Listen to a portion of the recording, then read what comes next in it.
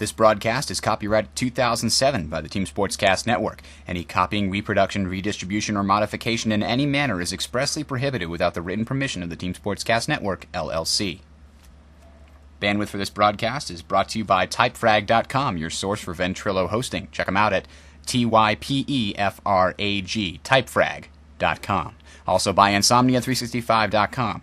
Hosted game servers that you can get at a reasonable price, and they are all yours, dedicated just for you. No sharing, high quality game servers. Insomnia365.com.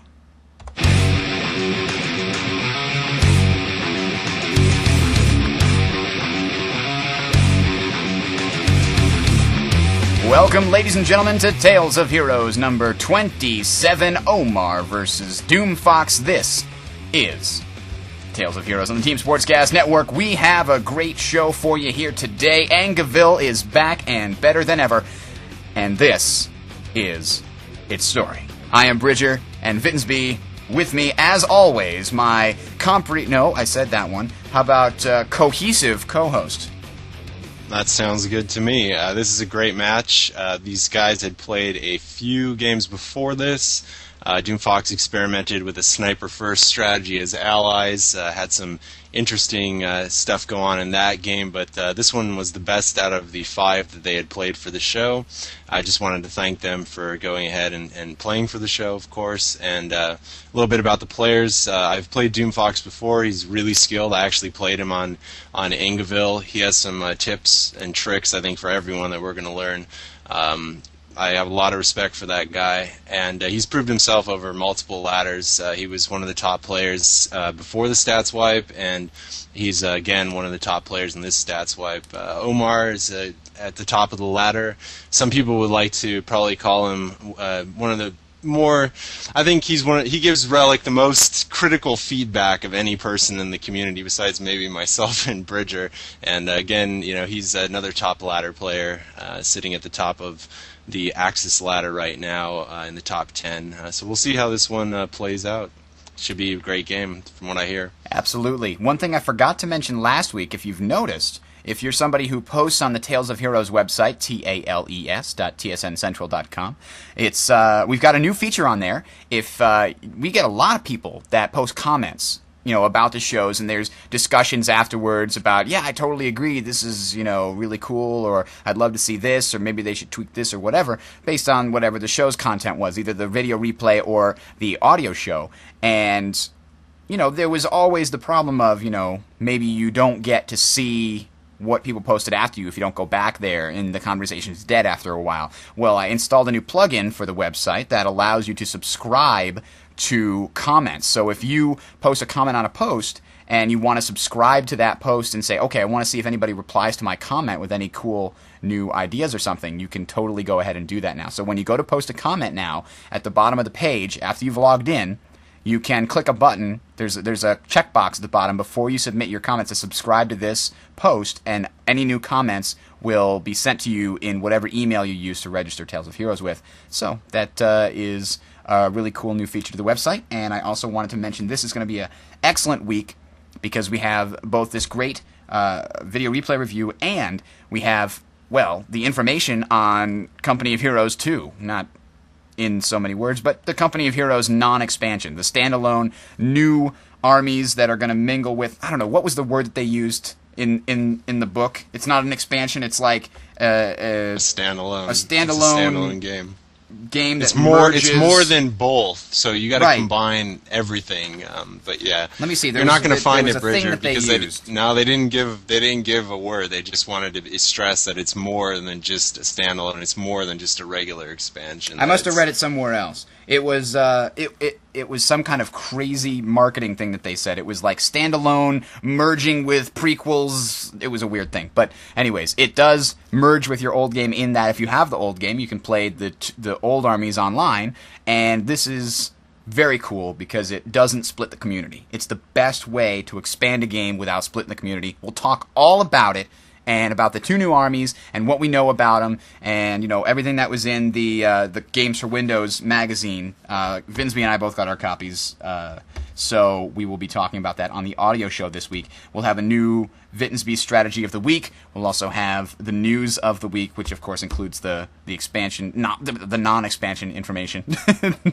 And I don't know. We're gonna have to figure out a new, better, easier word to fit in there to call it the sequel. There we go. We're gonna talk about the sequel. So definitely check that out. It's gonna be a fantastic show. Lots of people listen to this while they're jogging, or they listen to it on their way to work, or what have you. You know, I know a lot of people that said, you know, I love watching the video replay reviews, and I didn't think I'd like the audio show. But then I tried it once, and, you know, you guys are still entertaining, and there's some cool information in there that I hadn't heard before, and I like the discussion. And so now I listen to it on my way to work all the time, or what have you. So, I mean, I like to listen to different podcasts while I'm doing laundry, or folding clothes, or just doing menial tasks, cleaning up the room and stuff like that, because, you know, it gives me something to listen to and think about while I'm doing tasks that would be otherwise boring. Enough of that. Let's get to the video replay review. Let's talk about Angleville real quick. The point of this game is, of course, capture the victory points located by stars right here on the map. And those are critical because each side starts with 500 points, and those 500 points slowly tick down if you do not control the majority of victory points. If your opponent controls more victory points than you, then your points tick down at a ratio equivalent to the number of victory points they have more than you. So if they have 1 more than you, your victory points tick down like 1 point every 3 or 5 seconds. If they have 2 victory points more than you, so can say they control 2 victory points, you control none, then it'll be double that speed. If they have 3, it'll be triple. So you gotta make sure to keep the victory points in control of your side. Other major points in this map, high fuel points on both sides of the map. Those are going to be, well, your side better have 1 of them or you're in big trouble, basically. Munitions points on the extremes of the map makes for very interesting gameplay. We'll have to see how they all go out. Also, the strategic points that connect the map to the rest of the map, basically. So you see this one right here, this one right here, this one right here, provide you with supply chain. Let us get it started. We are at the 5-second mark. I am watching the Allied side. Vittensby, and my good co-host, is watching the Axis. The Allies is going to be Omar. The Axis will be Doomfox. So let us reverse get that. Omar's Axis and Doomfox. Right. Wow, he's on the top, so I got confused. My bad. It's okay. Axis. It was the longest Tales of Heroes intro on any replay review. I had lots of errata to cover. I know, okay. I know.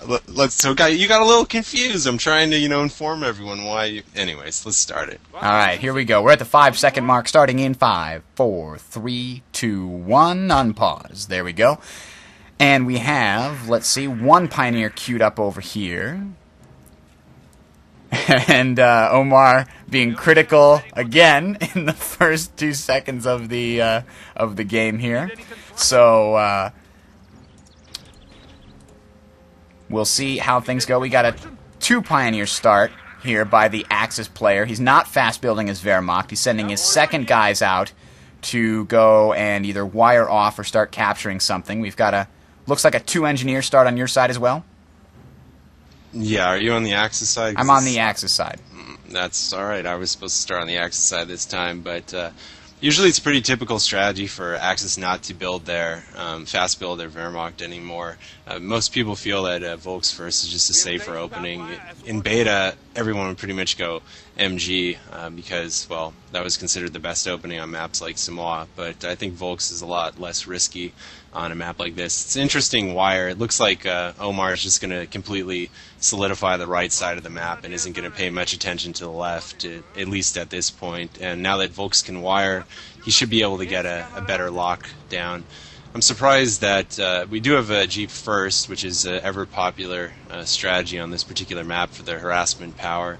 We'll see how that plays out. Usually I like a 3 Engineer start, but it delays your rifleman, so you have to be kind of careful with that. Interesting position for the wire there. He must not be going for a full right-hand side capture. Maybe he will go in there afterwards, but right now he's wiring off the halfway point here. So he's going to be able to take this whole section of the right side, but he's still going to be missing the critical victory point that's closer to his enemy base and the munitions point if he continues on this particular path of wiring this whole hedgerow area off. Now he's just chasing that Jeep, trying to do a bunch of damage to it. He's got nothing else to do right now on the right side with his Volks. And harassing the left, he'd probably run into Riflemen, which is obviously a bad thing for Volks. So he's probably, you know, just... Yeah, okay, now he's just wiring on the right side. Okay. One thing to note is if you looked, it was a mirror capping order. Basically, they both did exactly the same thing on their respective sides of the map. We'll see how... We have a second Volk squad coming up. Yeah. Jeep...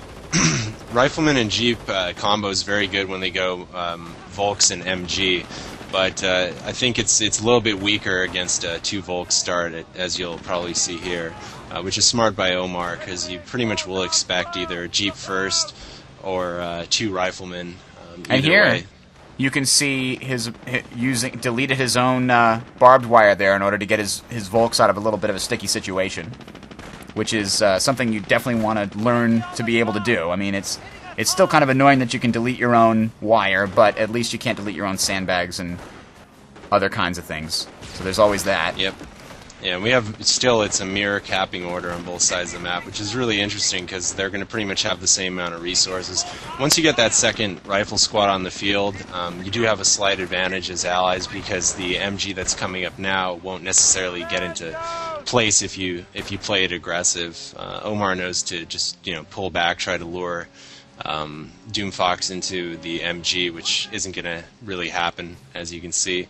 It's nice in that building with the wire by his base because it can't really be flanked by riflemen effectively, or efficiently, I should say. Alright, so it looks like at this point both sides are probably going to have about equivalent income. And Omar's done a good job of keeping most of his guys alive. Actually, both sides haven't really taken heavy losses as of yet. They're both sort of skirmishing and moving away from each other. Nobody's been caught in a position where, they're in big trouble, like, being suppressed by a machine gun, or just stayed there too long and had to fight it out in a war, in a situation they couldn't win. Now, the Allies have secured the entire left half. They're getting all the resources, if you notice. They've got, plus 16, plus 16, and plus 16, whereas the Axis have control of that other plus 16 munitions down here, but they're not really, they're losing it right now, so they don't really have it. Critical mistake by Doomfox, I just wanted to point out. He didn't complete his wire on the left side by Omar's base. Volks were able to walk right through the little crack there, and that was put the pressure on him. I really don't think he was expecting that, so Omar's definitely going to press his advantage now. I see. He just put it a little bit too far away from that fence there? No, he just didn't extend it one more sliver to the right, so they walked right through the wire and the chain link fence. Unfortunately, I'm sorry. Where are you looking? In the upper left-hand corner by Omar's base, by the chain link. That is a chain link fence. I'm sorry. Yeah. It looks like. But another thing to note is where that MG was positioned before in the building right below it. Doomfox had wisely taken out his riflemen out of the building because they'll take continuous damage from that MG, and until you have grenades, there's really no point in not trying to hold fire from the MG onto that building. Now it looks like he has the machine gun set up in a defensive position to defend against harassment. Meanwhile, he's doing a good job harassing, decapped the very important fuel point here. Sometimes you don't want to capture something that's like a plus 16 because it takes so long to capture. So just decapping it can hurt your opponent very well. Flamers on both sides. Oh man, burning up. XP flying off of the field here. Looks like the Pioneers are going to get murdered really fast. Everybody's retreating.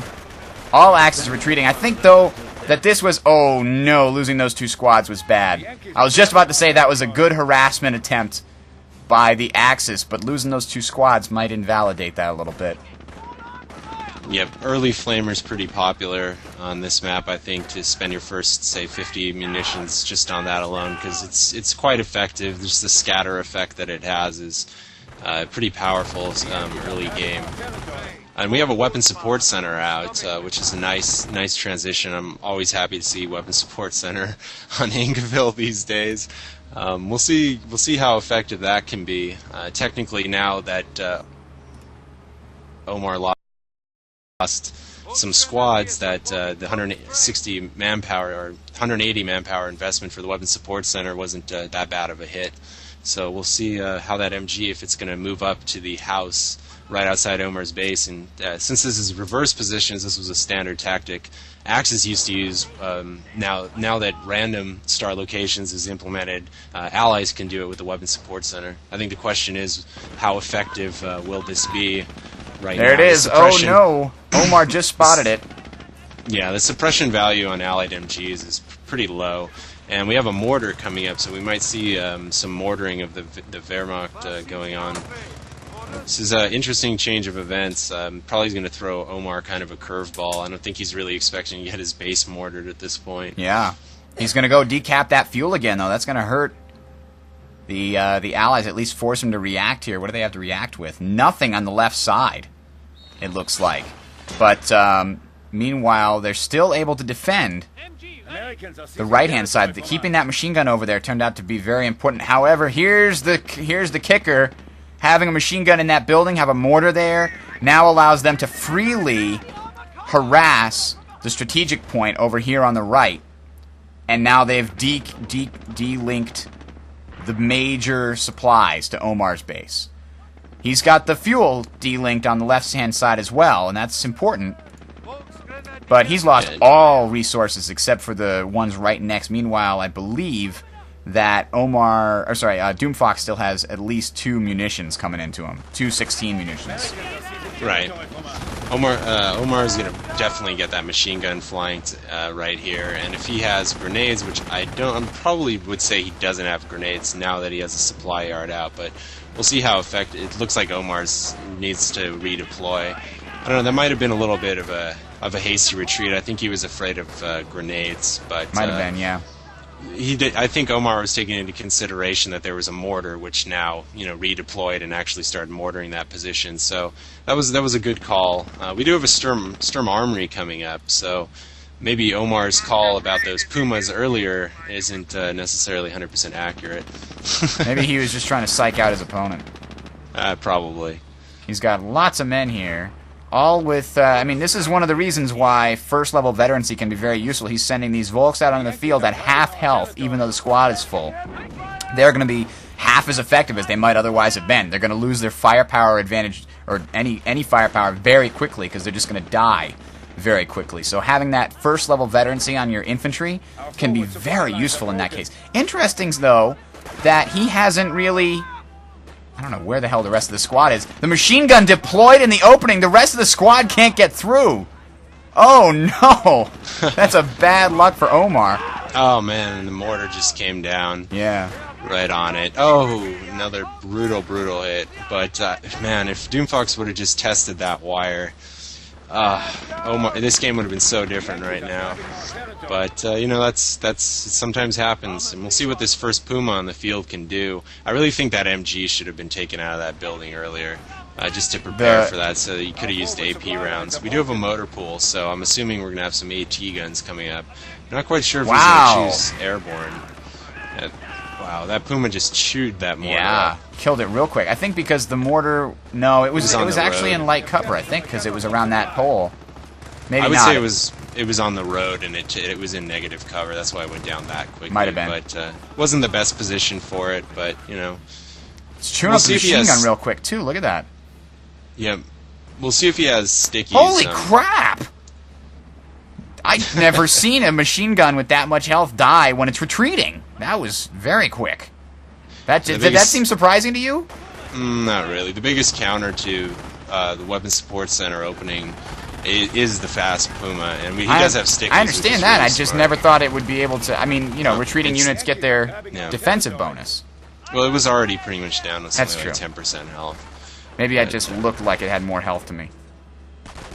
Yeah, we have total map control from Doomfox, but Omar's definitely going to be able to stage some kind of comeback having these Pumas around. I mean, he's just chewing everything up, and we do have nades, so...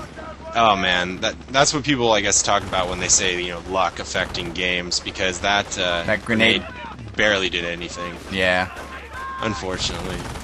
But he still has good map control. Maybe a tank depot might have been a better choice. Oh, nice sneak attack with the AT gun there. Got the Puma without Omar even noticing. It was already sticky bombed. Yep. Only took one shot from the AT. And Omar's definitely going to have to rally right now and press his advantage. He does have a Comcraft center out, which is interesting.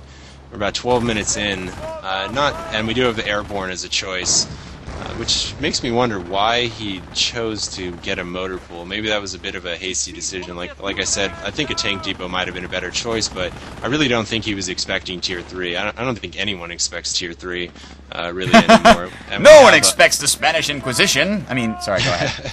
At the same time, we also have a blitz coming on the field with first squad of stormtroopers, so they basically chose their doctrine and company simultaneously. It looks like, have we had like a very big standoff in terms of both sides have had one victory point and the other one was neutral for a long time? Because we're not that many victory points down so far. Well, Doomfox capped the VP on the left pretty early, and Omar counteracted by capping one on the right, so it was pretty stagnant. So the southern one on the right was not capped for like the first couple of minutes, it looked like? Right. Okay. I definitely think... Go ahead. I was just saying we are at a situation where the Axis is coming back in victory points. They're down by about 40, but they're making their comeback right now. Right, and we do have Tier 3, so those stormtroopers can use bundled grenades. He does have about 100 munitions right now. He's got another Puma. I really think Doomfox is kicking himself right now for not getting a tank depot. Nice. That was a real good bundled nade.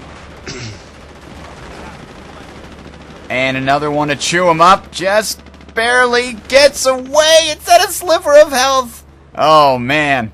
Very nice job by... Oh, no. The Puma right into the AT gun. Ouch. He can't get out. He's trapped. He's backing up. That's a bad plan. Oh, he's not going to make it. Oh, he made it. Just... Holy crap, he made it. If you guys are watching this... If you position your AT on the middle road, it gets negative cover. I know Doomfox knows that, but if you put it just on the sides, you'll be in orange cover. Yeah, so a little trench. Instead of on the main road where it's negative, if you hover over it, you'll see it's orange cover, and that's a little trick when you fight on the middle side of Angeville. This is quite interesting. We have a quad, or might be upgrading to a quad, but definitely he's going to use that for reinforcements in the field. Wow, the AT sniped the last machine gunner there, it looked like. Yeah, There's the quad. The AT quad combo is very, very effective, especially if you have barred riflemen nearby. So I think this was probably Doomfox's strategy all along. We do have a level of veterancy on infantry coming a bit late, but better late than never, right? For Omar. Interesting, there's nothing on the left side, so this would be a good time to send out like a pioneer squad or something and harass the left. Yep. But obviously in this case, Omar does not know that, so we'll have to see what he decides to do. I mean, I'd just take maybe one of those... Oh, we managed to take out somebody attacking that plus 16. I think that was probably an engineer squad. And there's the power of Panzerschrecks against infantry. Managed to get a nice shot there. Obviously, it's usually pretty low accuracy, but that was the one situation where it might have happened. I'm just wondering what a fast Sherman would have done on the field, or even an M10, just to counter that first Puma out on the field.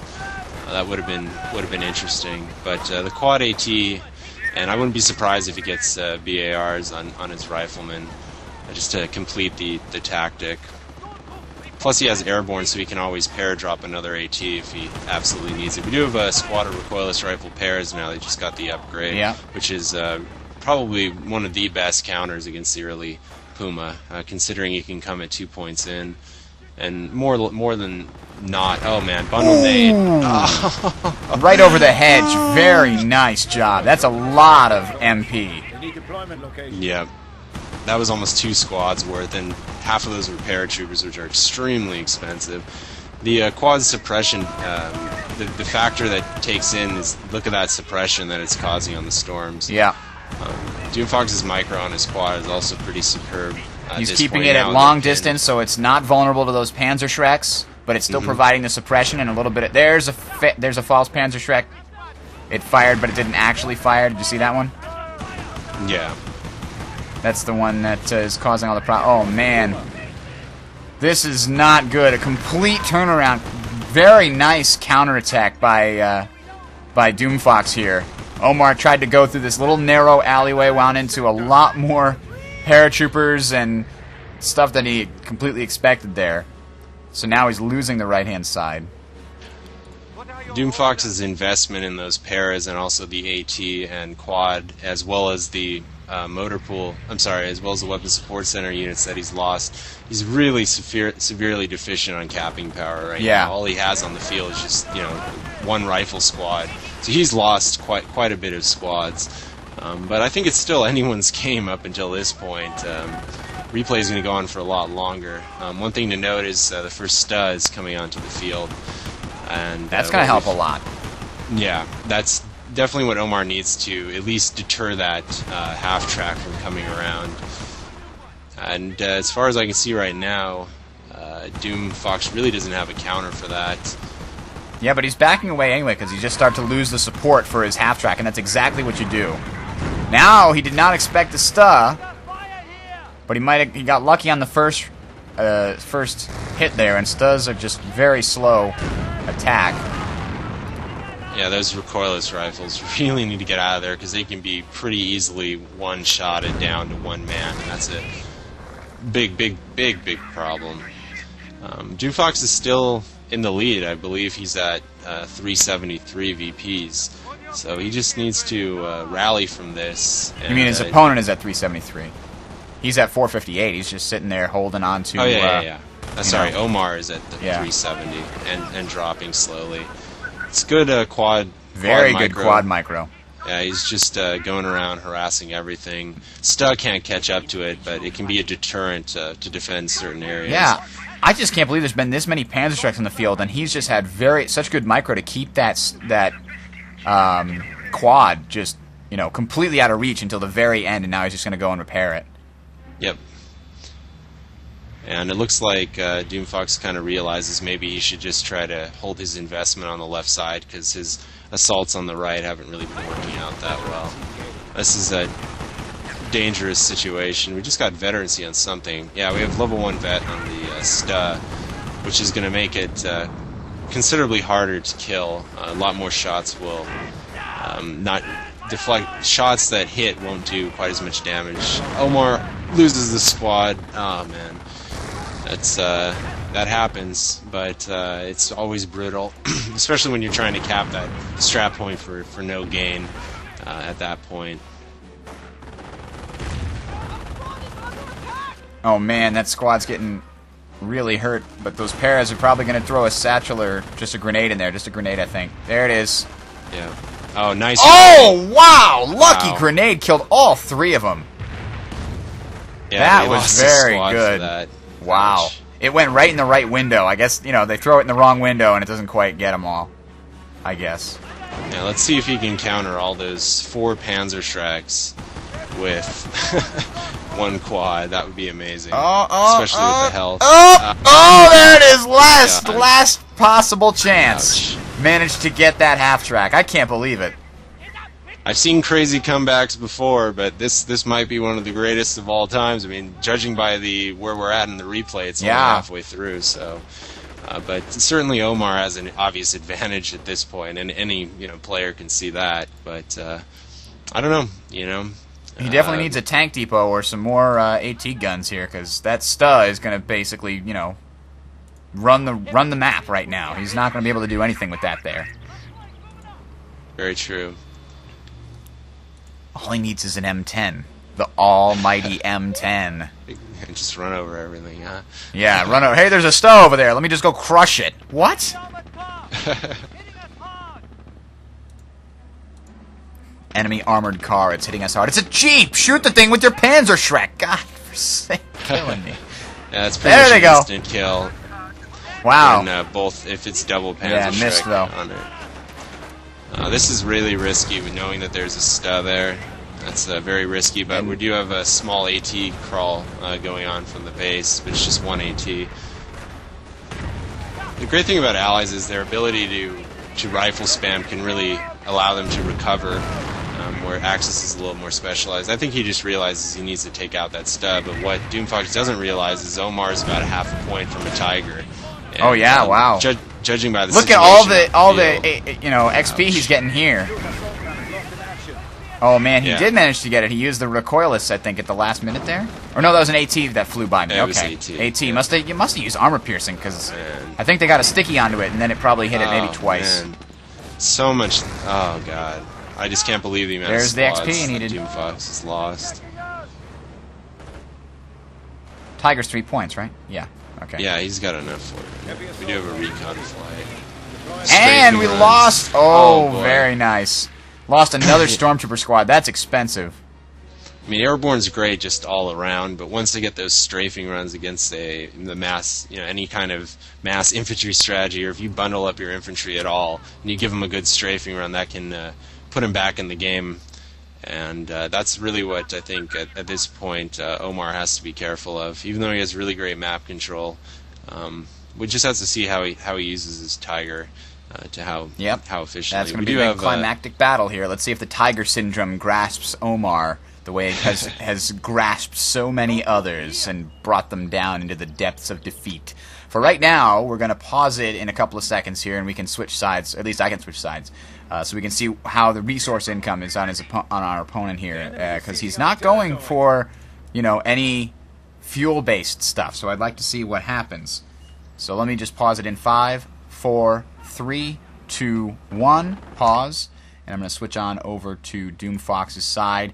See what kind of fuel situation he's at. 309 fuel. So he's if he put up a motor pool, even though he doesn't have much in terms of income. You mean a tank depot? I'm sorry, a tank depot. Even though he doesn't have that much fuel. He's lost control of the map. He's got lots of fuel in reserve. So he certainly could pull out a few tanks if he needed to right now. But the question is, does he want to spend the manpower right now, or is that gamble worth it to get that M10 or to get that? Well, he doesn't need the M10 anymore, but to get something to kill that Puma and to get something to kill this infantry. So we'll see what he does. He's got a lot of XP this game, though. It must have been all those early Volks kills and the machine gun, killing the whole squad and things like that. Because he's actually, I think, got more XP than his opponent, right? 2. Then AT gun is 2, then 2 for supply drops, then 1 and 2. So actually, no, it's about the same. You just get more stuff with airborne. So I'm at 23-27. Is that what you're at? Yeah. All right, here. Let's unpause in 3, 2, 1 and see what happens. He's got to know that Tigers are coming. I mean, based just upon the command points that he has. Yeah. So he's got to be really, really careful. I think just Doomfox's loss of all of his squads up until this point is put the pressure on. But then if you look at Omar's side, he hasn't been doing much better as far as keeping his stuff alive, and that happens a lot in high competitive matches. One thing to note is Omar has observation posted the plus 16 on the far right, which means he's just preparing for a late game for that first manpower blitz to quickly replace a Tiger if need be. But whoever says tier 3 isn't useful, I'm not saying that Doomfox played the best counter for it in this game, although some would argue Airborne is. But you got to understand, I think everyone probably just already understands it, but I'll just go ahead and state it here, that if you use it kind of not quite as aggressive as you would before, and you combine it with Panzerschrecks against the tanks, Pumas can actually be a great kind of defensive weapon with mild offensive potential. You just can't run them all over the map anymore like you used to be able to. I'm just surprised that we haven't had any M8s come out to counter the Puma. That's one thing, but then again, the M8's kind of a big gamble when there's cloaked stormtroopers everywhere. Yeah, if that's the case, you need that the armor skirts with the M8. Right. Yeah, the armor skirts is a great counter for 50, now that it's got its price reduced for 50 munitions, it's actually quite an affordable thing. It basically doubles the hit points on the M8 and would allow it to at least take a pot shot here and there and hit the Puma and just damage engine it to slow it down, maybe move in an AT gun, but first Tiger on the field, and really I don't see enough anti-tank capability to Not only is it a Tiger, it's a Tiger with, what, level 1 veterancy, I think? Level 1 veterancy, exactly. That's going to be tough to take down. You need at least 2 or 3 AT guns shooting that thing to even make it back away. Doomfox says, "Is that a Tiger I hear?" Yes, sir. as he loses his squad. This is odd GG, but we're a little over halfway through, so this probably is going to last a little bit longer. My guess is we're going to see a really well-placed bombing run soon, because he's got a lot of munitions, and a well-placed bombing run is good enough to take out a Tiger. Yeah, combine that with armor-piercing rounds. Definitely that first level of veterancy makes so much of a difference on Tigers. I mean, I believe it's something around 15% damage reduction. I think the way they worded it is every penetrated hit does, significantly less damage. Or does, less damage. Now, I believe it's somewhere around 15 to maybe even as high as 25%. Yeah, I'm pretty sure you're right in the 15. That's the number I've heard before. So we have riflemen walking right into a puma and right into a bunch of cloaked storms that they don't even know are there. That's not good. I think he was just kind of probing. I think he's just trying to lure it to use the AP rounds. That might be true. Ooh, strafing run got one of the cloaked storms and one of the pioneer squads. Very nice strafing run. I think that was totally worth it, getting that storm squad. One thing to note is if stormtroopers have level 2 veterancy on them, maybe in fact all Axis infantry except for Volks, because they don't get bonus at level 2, strafing runs don't really do what they normally do against once they get the better armor class. Bundle nade, and they're just devastating. Ooh. Not quite sure why Omar is playing it so non-aggressive with his Tiger right now. I think he just doesn't. He's not falling for the Tiger syndrome. He's I don't know, the defend my. Oh my God! That was beautiful. Okay, he's not falling for the Tiger syndrome. This is the anti-Tiger syndrome. He's got a Tiger and he's too afraid to use it instead of like he's not afraid to use it. Oh no! Nice maneuvering by that AT gun. I don't know how he must have seen his opponent driving the Puma down there. He had it turned and ready, and that Puma's gone. Yeah. See ya. Wouldn't want to be ya. That's the end of that Puma. Riflemen destroyed left and right here. Are you kidding me? The Puma's what made him to come back and begin. Oh, come on. Yeah, that's all good. But no, he's just commenting on his frustration, I believe, with the AT gun buff, which allowed that to happen.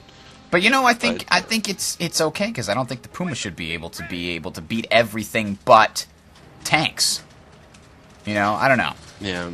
But I don't think he's playing it quite as aggressive as he normally would, because I believe he's probably afraid of a bombing run because he's already seen the strafing runs, and they've been in play for quite a while Right, but now. we don't have a bombing run over here yet. We're still about 4/5 of a point away from bombing. Yeah. And you can see he's playing it really cautiously with his stormtroopers because he doesn't want to get them strafing run. But really, sitting that Tiger on the right side during that battle, I don't really think, I don't know, he could have AT dropped another AT, and with armor-piercing rounds, if it was placed properly, definitely countered it. We actually have level 3 veterancy on that Tiger, so that's what he was waiting for. He's just waiting for that awesome, level 3 Tiger to basically go in and kill everything. More bundle nades. Please hit the retreat button. Dear God. Oh man, that's murderous. But he's and second Tiger on the field. Dear, if I see a bombing run take out both of those Tigers, I will literally drop dead. Right here. Oh right man, there. Come on! Don't do that, Doomfox. I need this co-host, man. Again, the Tiger drivers have no respect for anybody's property or nature or anything. These are like the most ruthless killers in the whole world. It's like, tree, drive over it. I don't care. We'll just push it along for 300 feet. 300, which is kind of like 30, but without the 100. I bet we're going to have a brutal strafing run come in right now. Oh, Either man. that or he's just scouting for some reason. That must have been a scouting. There was no storms over there. There's your perfectly lined up... Uh-oh. Oh, what did it get? It missed them all! Oh, no. He didn't account on them moving that much, I guess. I didn't even know how he saw them. Were they uncloaked? They must have been uncloaked. Yeah, they were uncloaked. Double level 3 veterancy Tiger base rush. Interesting. Yeah, that's actually one of the times when I'm not going to say a base rush is a bad idea. 2 level 3 vet Tigers is about the only time when you can say, yeah, I can base rush and have a good chance of winning. And he's really doing it from the correct side, because that's one of the weaknesses on Angeville. You might want to call it an imbalance. The Panzer Shreks are helping. Yeah, the fact that allies are any player from the north is able to come down from that where the stormtroopers are and not have to deal with an MG emplacement. Right. There should Just be the a south fence and- right over there. Yeah, just the Anyway. south in general has that blind spot where, I mean, it's the same thing as in the north. You can walk in between the bunkers. You can do it in the south, but not quite that. You know, you have that complete open side on the right. Yeah, that you can just go the in north before does even tanks have get on a the big field. long thing protecting most of the base. A big stone wall. There should be some kind of a stone wall farther up here that helps defend it, but there's not. And now that it's a moot point because the MG is about to be destroyed, and then the Panzerschrecks can have full range of the base.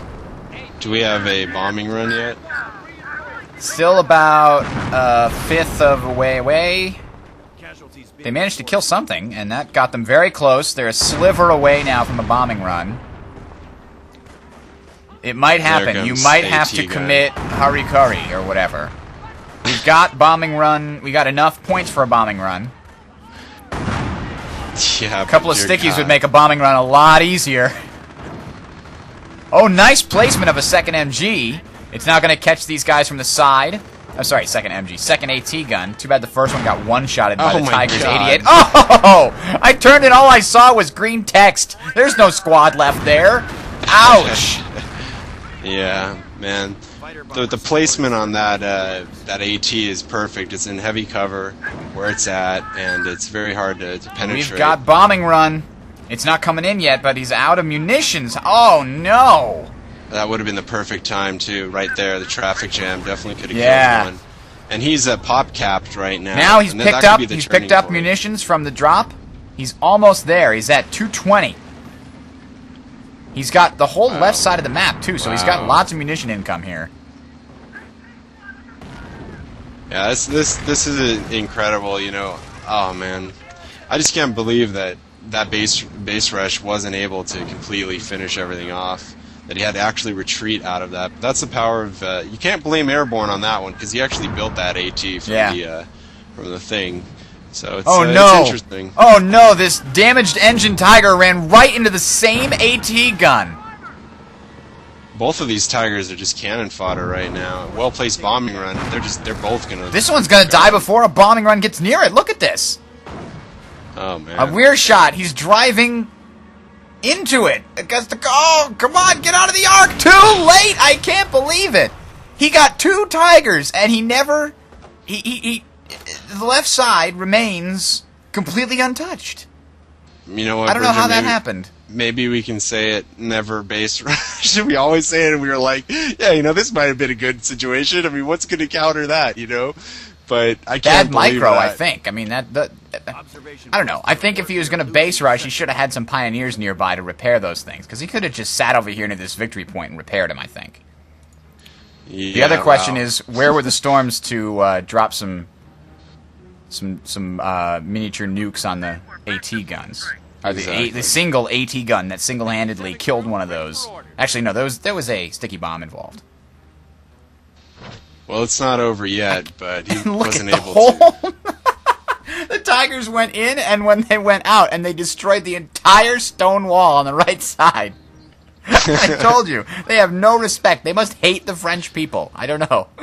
Stupid, cursed French, I'm going to destroy all your walls, and your hedgerows, too, and your little dog Toto. Anyway. Definitely Omar's bundled nade placement has been pretty high quality, I would say. I've seen at least 4, maybe even 5 squads suffer the same fate over and over again. With level 2 veterancy on those storms, that's pretty brutal. He got rid of one of the... If he can pick up some of those Panzerschrecks, man. Now that's what he needs right now to finish off that Tiger. Drop an AT, finish off with double Panzerschreck, pick up the other one. You don't have bars, you can do it. Nah, I guess not. He should do it with the other squad. Move in. Yeah, he's dropping something. Have your AT guns even missed this game? I'm sorry, but why are there 2 bunkers there? Oh, repair station, good job. And then what's the other one going to be? Probably a medic station. Medic. Double repair station. Nice. Interesting. This is very interesting, Omar. I'll have to ask you about that one when I see you on Relic Online next time. Well, you got the Tiger being repaired here. It's going to have to face off against 2 AT guns, one of which is double veterancy. He already has a Tiger kill under its belt. Oh, my God! That 88mm on the Tiger just obliterated that Panzerschreck. And look! Wow! Panzerschrecks from the front killed the AT gun. I think that was the damaged one that was on the Yeah, it was damaged, that's true. But it was still, you know... That was pretty rare. I mean, you don't see a Panzerschreck, you know, one shot. I think the AT gun itself, not the infantry, because, you know, the bar that you see on an AT gun is the health of the infantry that are manning the gun and the gun itself combined. So my guess is once the gun blows up, the infantry automatically die. So the gun must have been really low, and when the Panzerschreck hit the gun instead of the infantry, the gun itself exploded, killing the infantry as well. So maybe it only had to do 10% of damage, but it showed a 30%. Uh-oh, I heard, was that mines? Mines, 2 mines, yeah. Ooh.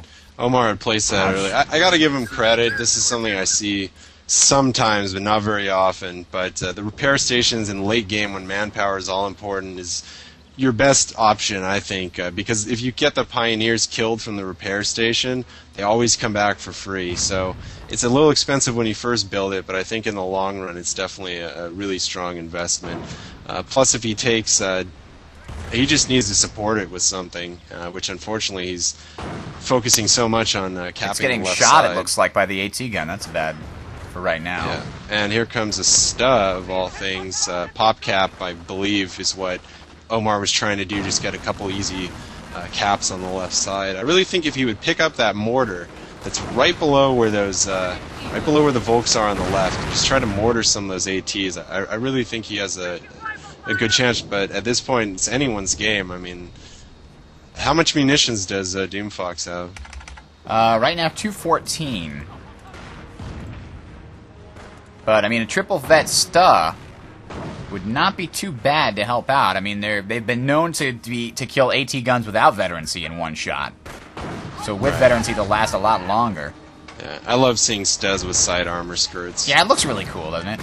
Yeah, definitely. STAs or Stugs, same thing, basically. And you've got the machine gunner on top in this case, which is going to help out.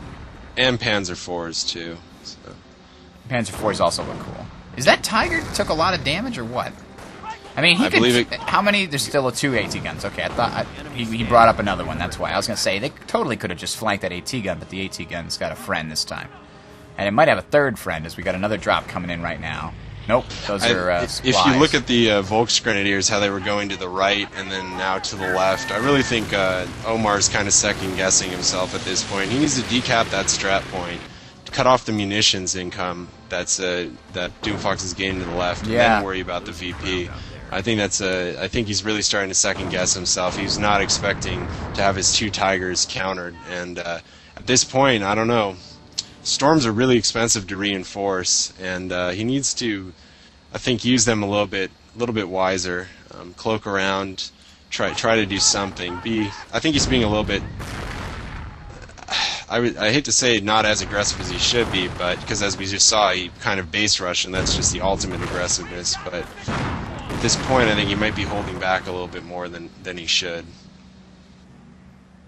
We'll have to see what happens. Oh, killed that squad. That's going to be very helpful. And one of those repair stations is still alive here, so it's going to keep his STA in good shape. Even though he lost the victory point right here, he got the one on the left. He's taking back stuff on the left, and his opponent is none the wiser. A nice flank coming very soon by these storm squads through the middle. That could totally screw up. Kill both AT guns. The STA and the Tiger could just sweep in and just destroy the right if those 2 cloaked storms can get over there and into position. Let's see if they can do it. The half-track's a good choice, just to be able to reinforce everything, but man, I really hope there's no more bundle nades here. This could be all over. Yeah, he's not sure exactly how to get the storms close enough to those AT guns without getting seen. Yeah, to Omar drop does a have bundled nade. 170 munitions, so he does have definitely enough for 2 bundled nades, which would only cost him half of that. But the question is, does he want to do that? Does he want to use a blitzkrieg? Does he want to save for a manpower blitz? He can't get another Tiger. He's pretty much at pop cap at this point, and this is This is really interesting. And he ends up retreating the stormtroopers. And they stay close, which is weird enough. Yeah. Well, I've noticed that my first game of retail, and I was like, is this a feature? And, well, I guess it is a feature. I guess so. From the Allied side, it looked like a feature, but from the Axis side, it always looks like a bug to me. Yeah. I don't know. Oh, I see what he's going to do. He thinks it's a safer bet just to use MP-44 stormtroopers, and I would tend to agree. You really need to save his munitions. Lost a whole Volk squad to one strafing run on the left. Yep. It's brutal. That was definitely brutal. Now that everybody knows how to use strafing and bombing runs, and probably other people did and I'm just a noob, but now that we see the true power of being able to put a bombing run or a strafing run where you want it, it's just ridiculously powerful in some situations. I mean, it is expensive too, though. You got your strafing run at 150, bombing run at 250. And it doesn't always kill the squad. It might just wound a lot of them. I really think the only thing that's missing with the strategy that Doomfox is using is a pretty popular strategy in itself. The only problem is that he did not get BARs, so he's really had some issues with just basic Axis. Whereas Omar decided to invest into veterancy on all of his stuff, so especially with the infantry, it's really hard for Allied riflemen to compete unupgraded. Where did the other AT gun here? It's facing the wrong way, but where did the other AT gun go? Did they lose it? It was bundle grenade. Oh, there it is. And it's been remanned. Remanned right now. Unfortunately, I think the anti-Tiger syndrome is he's playing. That Tiger has done nothing right now at all because he's just too afraid to go near those ATs. At the very least, take it to the left because support and just counterattack the left or something. Yeah. Well, I think he expressed that when he said that have your ATs missed at all this game. Yeah. So I think he's a little wary of the ATs, but I mean with level 3 veterancy, dear God, what more do you need? But look at these storms tearing up everything on the right side. That was exactly the right move to go. Was take those MP-44s instead of the Panzerschrecks because he already took out his enemy's supply depot. So if his enemy wants to get tanks, it's going to cost him a lot more than normal. Like they're not even getting suppressed. Yeah, they're in heavy cover because they're behind the AT there. I'm almost 100% sure that there was a change to, how BAR suppression doesn't work in heavy cover anymore. Yeah. I think machine guns as well don't. I don't know if this was intended. Seems to me it was intended. Some weird graphical bugs in this game. The AT gun they just pulled the AT gun backwards. It flew. I mean, it literally knocked a telephone pole straight up into the air and threw it like 30 feet. And a strafing run almost kills those storms. But not quite. They were alive with enough left, so that one probably wasn't quite worth it. Both sides are about 200 points, very even so far this game. Yeah, I think he's going in for the kill. Here we go! AT guns out of position. Right as they move, yeah, wow. And another stop. Too. That's pretty much guaranteed rear shot. This is how he should have been playing it before. Very nice. Allies got nothing after this. No way they can counter this. They've got the Panzerschreck riflemen. They're going to die very soon. Now that he's beat it up so much, he can bring in the MP-44 Volks and they'll be in pretty good shape here. Tiger and the Star are just going to chew this up here. Massive infantry death. Is that the Stud just fire and not actually fire? Did you see that? Yeah, every tank does it, but the M10 does it the worst. And obviously Panzerschrecks do that as well. I actually find that the way to avoid that is people with their M10 are constantly clicking, because it's such a fast tank, you want to constantly be maneuvering it. But if you just give it simple orders as the replay ends, if you just give it simple orders like move here and then not like click 100 more times, then it actually tends to misfire a lot less. But hopefully Relic can do something about that because it's definitely a problem, as you just saw. Well, not that it made a difference in this game, but certainly with the M10, I think anyone that use it has noticed it. So I got a lot to say on how they might have been able to pull this one off. But why don't you start on your comments?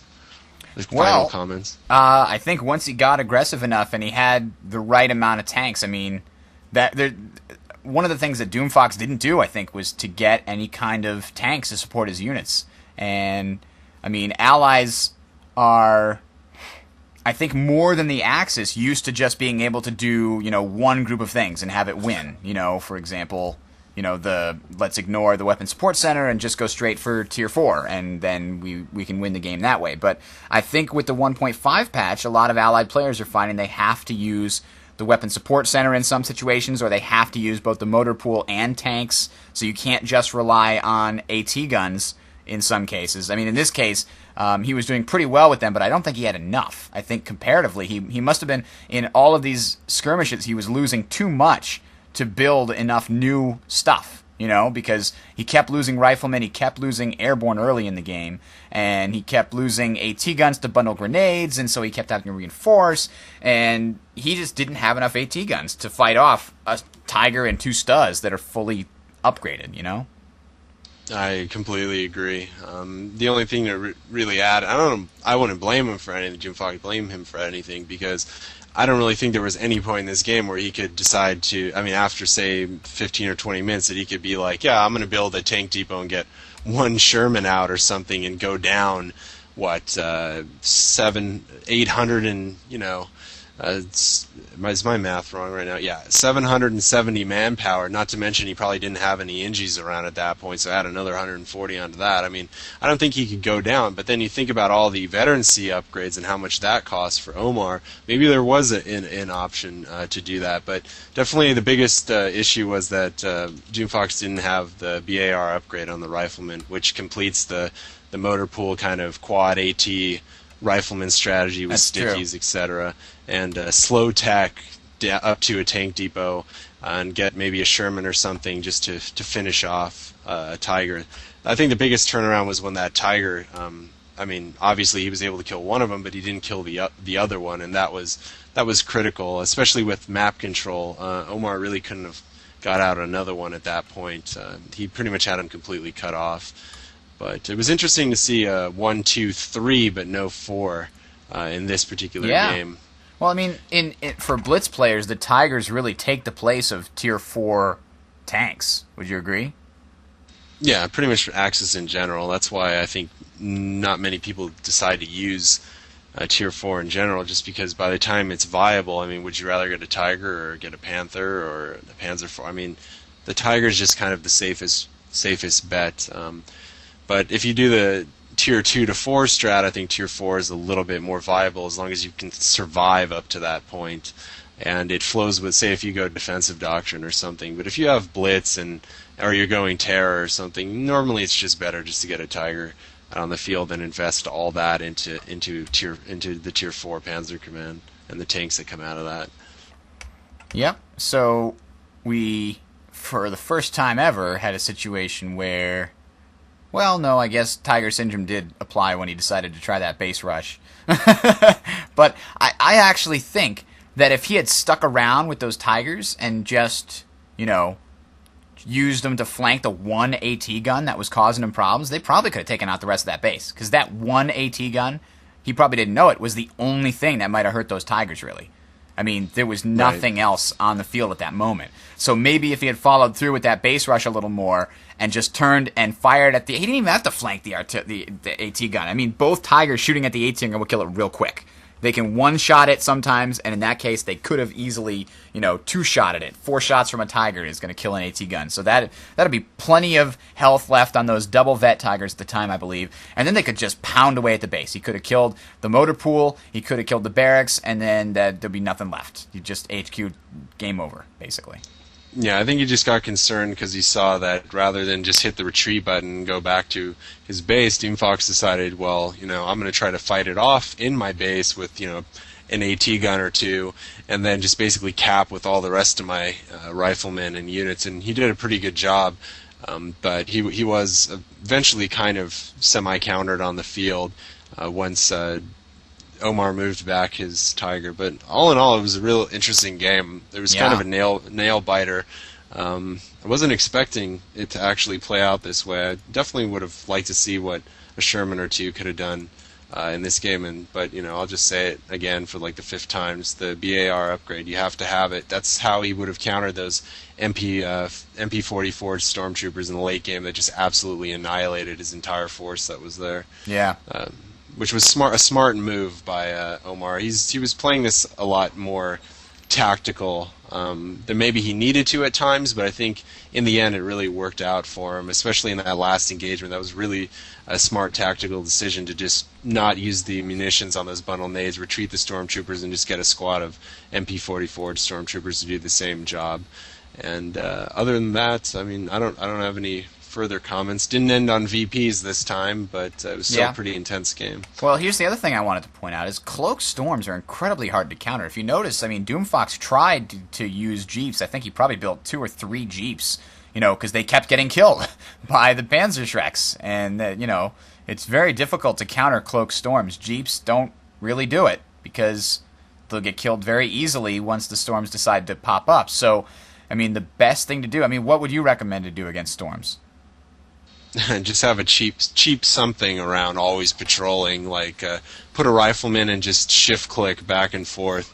Give it like 6 or 7, maybe even 8, up to 8 different waypoints, just in a general area. Especially in this game where he had a general area defined with his AT guns, quads, whatever. Just give them kind of shift click orders, or you can just get a cheap engineer squad or something, or if you have that still left from the early game. Jeeps are definitely not the counter once you get some Panzerschrecks on the stormtroopers, because like you saw, and I think Bridger and I were talking about this, I don't know, what was it, a couple days ago. Yeah, it's just the Jeep is like insta-killed by Panzerschrecks. Pretty much, one squad with 2 Shreks, it's just gone. Definitely good stormtrooper usage by Omar just throughout the game. Those bundled grenades couldn't have been more precise. I saw so many squads go down. But it just overall was a real interesting strategy, with the repair bunkers. Although the positioning might not have been the best to put one side by side to the other, and they did get destroyed even without Doomfox having to get mortars. But just upgrading, using the Comcraft Center strategy with Tier 3, and it's mainly preferred with Blitz, but including Tier 3 in that, you don't see that very often, and it was used pretty effectively in this game. So that might be some kind of new variant that he was kind of testing out with one of the most popular Axis strategies that's being played in 1.5. Alrighty. Well, I guess that means we're going to have to close it out here for the evening, or daytime, whenever you're listening or watching the show here. So thanks to everybody for tuning in here. Tales of Heroes number 27 down, 20 gajillion more to go. Opposing Fronts, the Company of Heroes sequel, coming soon to a Tales of Heroes audio podcast near you. Check it out at tales.tsncentral.com, tales.tsncentral.com to learn more about this upcoming sequel to the awesomest game of the awesome year. I don't know what the hell that means, but you can also send us feedback and your own replays. We get about 1 per month that we decide to go and do a user-submitted one from our viewer-submitted rather. So go ahead and send them to talesof@tsncentral.com, TALESOF@tsncentral.com. You can also send feedback. What did you like about this particular video replay? Was there something that let you down? Was there no use of and that's why the Tiger with veterancy is overpowered, even as it gets destroyed. So, if you miss certain things, you can go ahead and request, I like this, and I didn't like this. That's what feedback is for. That's what makes the show great, is your input. We take all your suggestions and we read all your emails. So if you don't get a response, it's not because we didn't read it, it's just because I don't have time. I'm doing my laundry right now. I probably gotta go get it before somebody throws it on the floor. So with that said, I am Bridger for Vittensby. We are out. Tales of Heroes 27 is a wrap.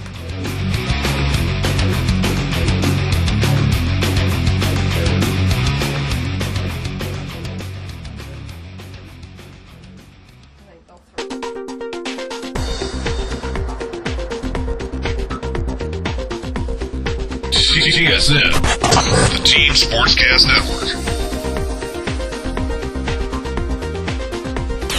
This broadcast is copyrighted 2006 by the Team Sportscast Network. Any copying, reproduction, redistribution, modification, rebroadcasting of any kind or any manner is expressly prohibited without the written permission of the Team Sportscast Network, LLC.